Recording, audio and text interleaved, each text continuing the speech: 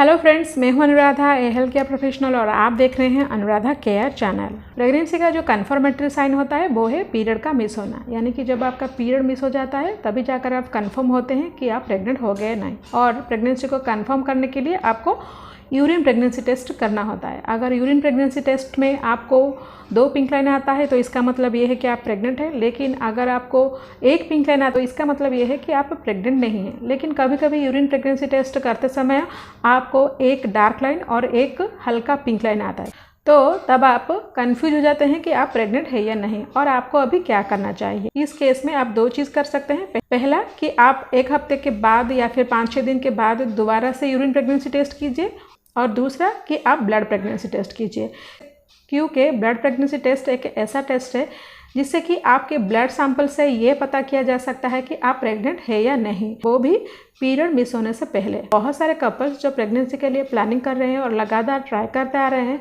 उनके लिए period miss होने तक का इंतजार करना बहुत ही मुश्किल होता है। जब आपका पीरियड आता है, यानी कि पीरियड के स्टार्टिंग दिन की लगभग 14 से 16 दिन के बाद आपका ओवुलेशन होता है, और अगर आप प्रेगनेंसी के लिए ट्राई कर रहे हैं तो आपका एग अगर स्पर्म के साथ मिलता है तो वो फर्टिलाइजेशन होता है और वो फर्टिलाइज्ड एम्ब्रियो जाकर यूट्रस में इम्प्लांट होता है। और ये जो इम्प्लांटेशन का प्रोसेस है लगभग आपके 3rd वीक में एंड में या फिर 4th वीक में स्टार्टिंग में हो जाता है।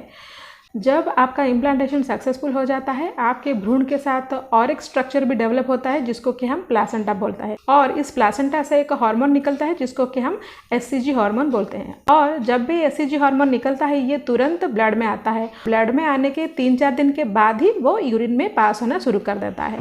तो जब आपका कंसेप्शन होता है उसका लगभग 8 से 9 दिन के बाद आपके ब्लड में ये एचसीजी हार्मोन फ्लो होना शुरू हो जाता है, और उसके लगभग 11 से 12 दिन के बाद ही आपके यूरिन में आना शुरू होता है। लेकिन जब आप यूरिन प्रेगनेंसी टेस्ट करते हैं, यूरिन प्रेगनेंसी टेस्ट किट में सही रिजल्ट आने के लिए आपके यूरिन में sufficient amount beta HCG hormone निकलना चाहिए। लेकिन 3rd वीक के आखिर में या फिर 4th वीक के शुरुआती में जब आपका इम्प्लांटेशन सक्सेसफुल हो जाता है और धीरे धीरे आपको प्रेगनेंसी के सारे सिम्टम नजर आना शुरू कर देते हैं, तब भी अगर आप ब्लड प्रेगनेंसी टेस्ट करेंगे तो आप ये जान सकते हैं कि आप प्रेग्नेंट है या नहीं। इसीलिए आप प्रेग्नेंट है या नहीं ये जानने के लिए आपको पीरियड मिस होने तक का भी इंतजार नहीं करना होगा। आप पीरियड मिस होने के 3-4 दिन पहले या फिर 5-6 दिन पहले भी ब्लड प्रेगनेंसी टेस्ट कर सकते हैं।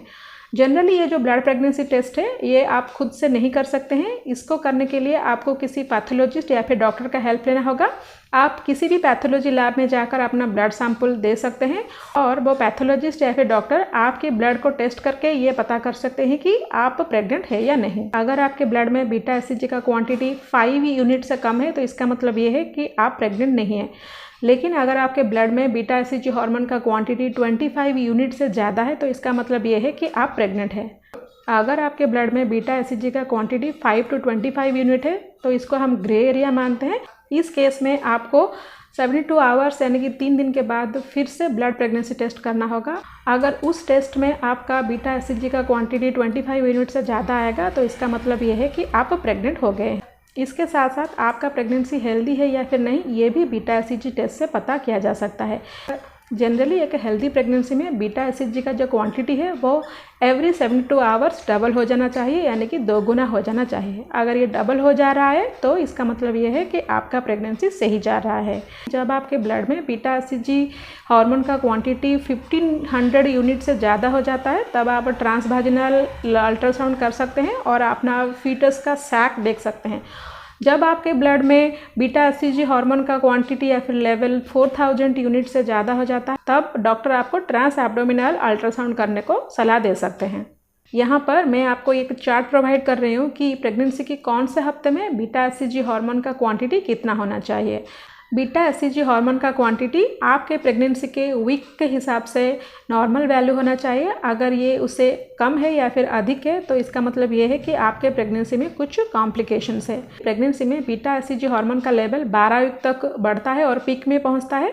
12 से 18 वीक तक वो नीचे गिरता है और 18 वीक के बाद वो फिर से एक नॉर्मल लेवल पर आ जाता है। और जब आपका डिलीवरी हो जाता है उसके लगभग 1 से 2 हफ्ते के बाद उसका वैल्यू आपके ब्लड में 0 यानी कि निल हो जाता है।